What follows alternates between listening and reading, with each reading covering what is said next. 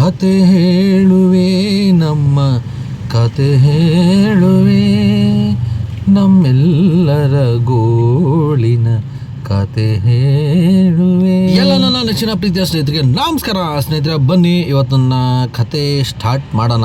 ಏನಪ್ಪ ಕತೆ ಅಂತಂದರೆ ಸ್ನೇಹಿತರೆ, ನಮ್ಮ ಡ್ರೈವರ್ಗಳಿಗೆಲ್ಲ ಕಾಡ್ತಾರೋ ಬೆಂಬೂತ ಏನಪ್ಪ ಅಂತಂದರೆ ಆನ್ಲೈನ್ ಊಬರ್, ರ್ಯಾಪಿಡೋ, ನಮ್ಮ ಯಾತ್ರೆ, ಓಲೋ, ಈ ಪ್ರತಿಯೊಂದು ಯಾವ್ಯಾವ ಥರ ಹಿಂಸೆ ಕೊಡ್ತಾಯಿದೆ, ನಮ್ಮನ್ನು ಕಿತ್ತು ಯಾವ ಥರ ತಿಂತೈತೆ ಅದನ್ನು ಹೇಳೋಕ್ಕೆ ಬಂದಿದ್ದೀನಿ ಸ್ನೇಹಿತರೆ.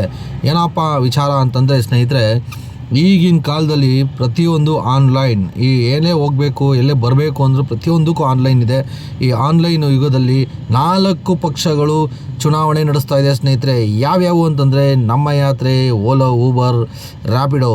ಈ 4 ಪಕ್ಷಗಳು ಸೋಷಿಯಲ್ ಮೀಡಿಯಾನ ಯೂಸ್ ಮಾಡಿಕೊಂಡು ಪ್ರತಿಯೊಂದು ಕಡೆ ಅಡ್ವರ್ಟೈಸ್ಮೆಂಟ್ ಕೊಟ್ಟು ನಮ್ಮನ್ನು ಗೆಲ್ಲಿಸಿ ನಾವು ನಿಮ್ಮನ್ನು ಒಳ್ಳೊಳ್ಳೆ ಕಡೆ ಒಳ್ಳೊಳ್ಳೆ ಥರ ನಿಮಗೆ ಆಫರ್ ಕೊಡ್ತೀವಿ, ಫ್ರೀ ಮಾಡ್ತೀವಿ, ಈ ಎಲ್ಲ ಥರ ನಿಮ್ಗೆ ಯಾವ ಥರ ಬೇಕೋ ಆ ಥರ ಎಲ್ಲ ಮಾಡಿಕೊಡ್ತೀವಿ ಅಂತ ಅಡ್ವರ್ಟೈಸ್ಮೆಂಟ್ ಕೊಡ್ತಾಯಿದೆ ಸ್ನೇಹಿತರೆ. ನಮ್ಮನ್ನು ಗೆಲ್ಲಿಸಿ ನಾವು ಸಾರ್ವಭೌಮ ಆಗಬೇಕು ಅಂತ ಕಿತ್ತಾಡ್ಕೊಂಡು ಸಾಯ್ತಾವೆ ಸ್ನೇಹಿತರೆ. ನಮ್ಮ ಜನಗಳಿಗೆ ಚುನಾವಣೆಗೆ ಓಟ್ ಹಾಕೋ ಬಿಟ್ಟರೆ ಬೇರೆ ಆಪ್ಷನ್ನೇ ಇಲ್ಲ ಸ್ನೇಹಿತರೆ.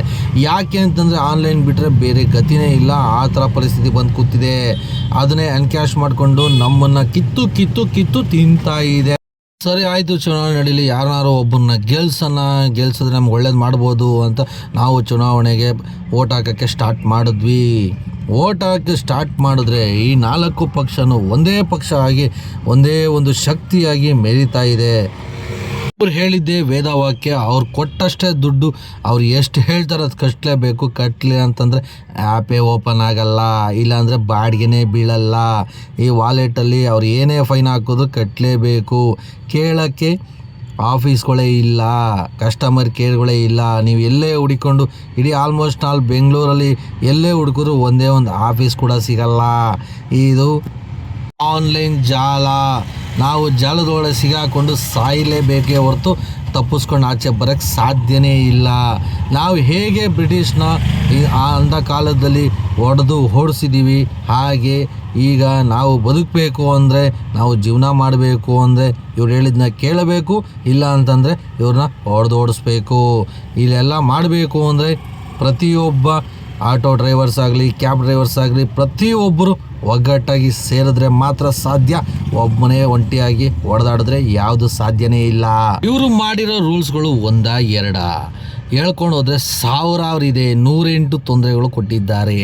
ಏನಪ್ಪ ಅಂತಂದರೆ ಟ್ಯಾಕ್ಸ್ ಕಟ್ಟಿ ಪರ್ಮಿಟ್ ಮಾಡಿಸಿ ಪ್ರತಿಯೊಂದು ಗೌರ್ಮೆಂಟ್ಗೆ ರೂಲ್ಸ್ ಫಾಲೋ ಮಾಡಿ ಓಡಿಸೋವಂಥವ್ರಿಗೆ ಒಂದು ರೂಲ್ಸ್ ಆದರೆ, ಯಾವುದೇ ಏನು ಟ್ಯಾಕ್ಸ್ ಕಟ್ದೇನೆ, ಏನೂ ರೂಲ್ಸ್ ಫಾಲೋ ಮಾಡ್ದೇ ಗಾಡಿನ 2 ವೀಲರ್ಗಳನ್ನ ಓಡಿಸಿ ಬಾಡಿಗೆ ಪಿಕಪ್ ಮಾಡಿ ಡ್ರಾಪ್ ಮಾಡೋದು ಇನ್ನೊಂದು ರೂಲ್ಸು.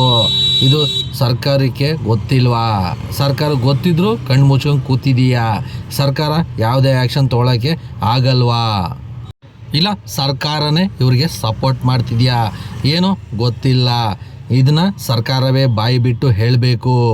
ಈ ವಿಡಿಯೋ ನಿಮಗೇನಾದ್ರು ಇಷ್ಟ ಆದರೆ ದಯಮಾಡಿ ಶೇರ್ ಮಾಡಿ, ಸಬ್ಸ್ಕ್ರೈಬ್ ಮಾಡಿ, ಲೈಕ್ ಮಾಡಿ. ಜೈ ಹಿಂದ್, ಜೈ ಕರ್ನಾಟಕ ಮತ್ತು ಜೈ ಹಿಂದ್.